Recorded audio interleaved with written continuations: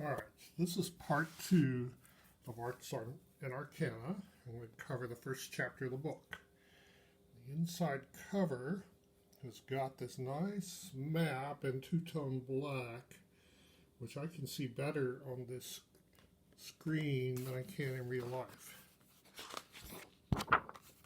Okay. So, here's one of those awful pictures from the more recent editions of D&D.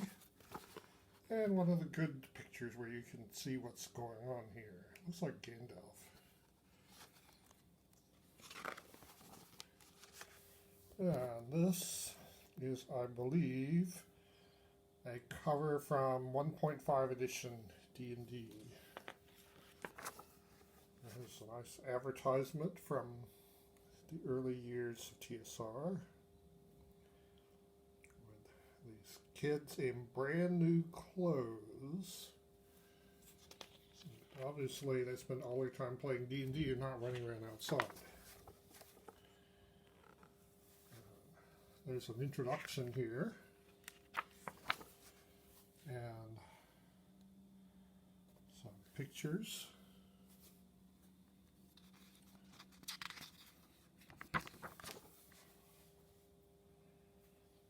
Nice first edition picture. So, the first chapter is on the original edition. It's got this nice black and red picture of the first edition monster manual cover. Okay, so the first edition was in these three little booklets that were half the size of this page. And the artwork was not so good, but it was evocative. It talks a little about the history of where this game came from. There used to be a lot of regional things in America, and wargaming was one of them. This was much more popular in the Midwest, where TSR started, than it was in my part of America. There were people who still played war games when I was younger enough that there was a shop that sold stuff for them, but they also sold stuff for D&D.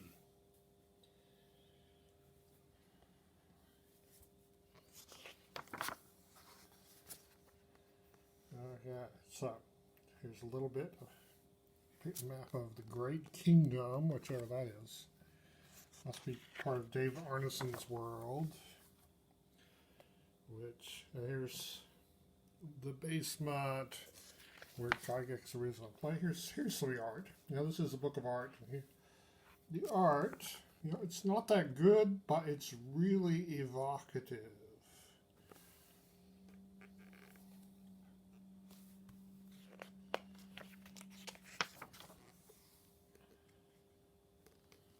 Yeah, and there's a little bit about Jim Steranko. Jim Steranko only did about 20 comics ever, but he was hugely influential. And here's a bit about how some of this original edition artwork was copied from specific comics. Let's zoom in on here. So there's this Doctor Strange picture. You can see the idol up on his upper left and the person levitating, and a little idol on the lower right. And so it's very similar looking. Or this one of, wish I could get this thing to focus better, of Conan, I think it is. And this picture, really similar. Or this one of Nick Fury. And this one, how it's very similar. There's another Nick Fury picture.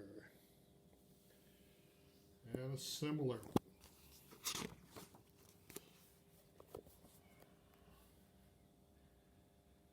Yeah. And this picture that looks like Tiamat to me is labeled Hydra.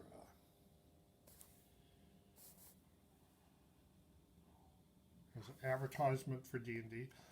I think I got a piece of junk mail from TSR. I'm not sure of this, in the 70s. All I knew is it was some sort of game I never heard of that required a bunch of funny dice that were sold separately, and it was too expensive for me as a teenager to lay out that kind of money for a game I never heard of. So here's a bit about the evolution of the purple worm from original edition. Supposedly this is first edition, but this is not the first edition picture I know. Second edition, third edition, fourth edition, and fifth edition. Yeah. To me, the fourth edition picture looks the best here. Here's some one of Gygax's modules. This is laid out in the original 3 books, and it's pretty ingenious. Got a lot of great ideas in it. And there's a bit on the Tomb of Horrors, which predates first edition. There's the original map. Here's a comparison of the artwork from original edition and first edition.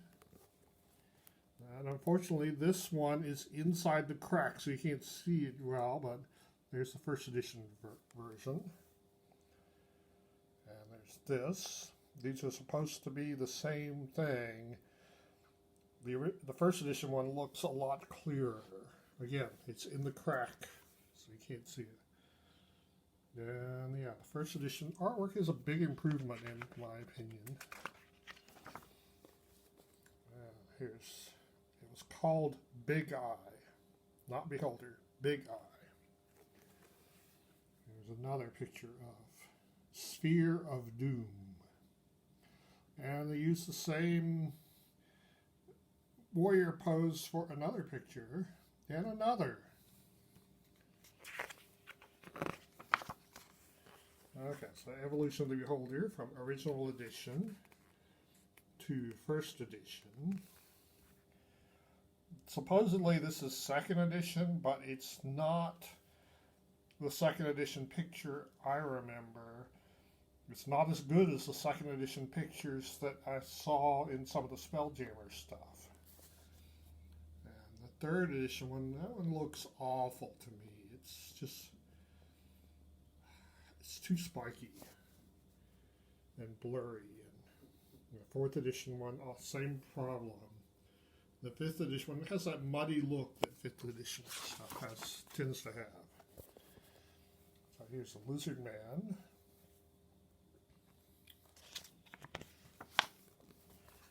And Attack of the Sturges. I'm pretty sure this was reused for the Monster Manual. Yep.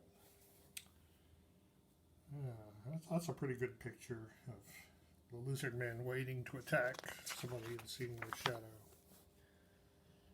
Yeah, there's some of the Mind Flayer and Roper pictures. And advertisement. And some on Acerak.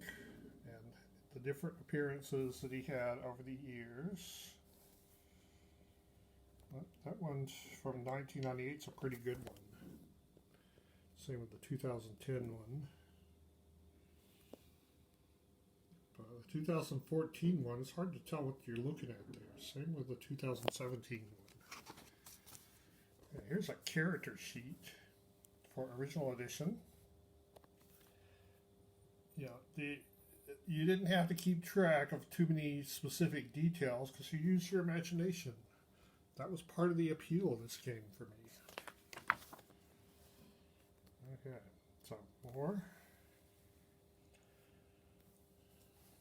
And here's like a little chart of all the demons. And they were typed 1, 2, 3, 4, and 5 back then even. And they had Orcus and Demogorgon back then. There's even a picture of a Varrock demon. And some of the other, think about how the cover of Eldritch Wizardry was copied from something else. Yeah, and it's got the naked woman on it. which probably helped sales. And the original Deities and Demigods book has a good picture, I think. It's too bad they didn't use that picture more. Okay, Demogorgon, Through the Ages. Here's from the Monster Manual. Oh, there he is, 1977. And this one from 2002 doesn't look to me like Demogorgon at all. I don't even recognize him. 2008, 2015.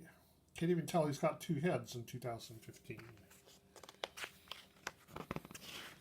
Yeah, so to me, first edition was the best one. Okay, then they entered the Dragon. They started a Dragon magazine, which originally was not just a TSR advertisement. It had stuff about other games too. It tried to be nonpartisan. It had some great cover artwork. Yeah, I like that one a lot.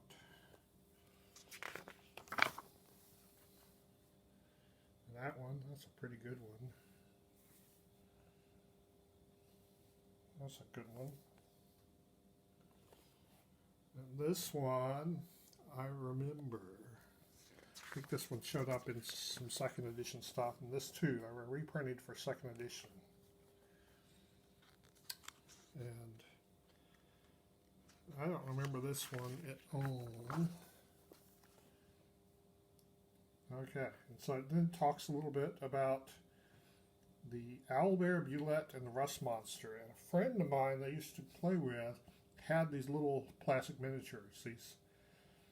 There was these plastic miniatures that were for some sort of Japanese show. It's a bunch of dinosaurs plus these unique creatures, which got used as D&D monsters. The Boule, the Owlbear, and the Rust Monster. And there were a few others that did not get transformed into D&D monsters in the package.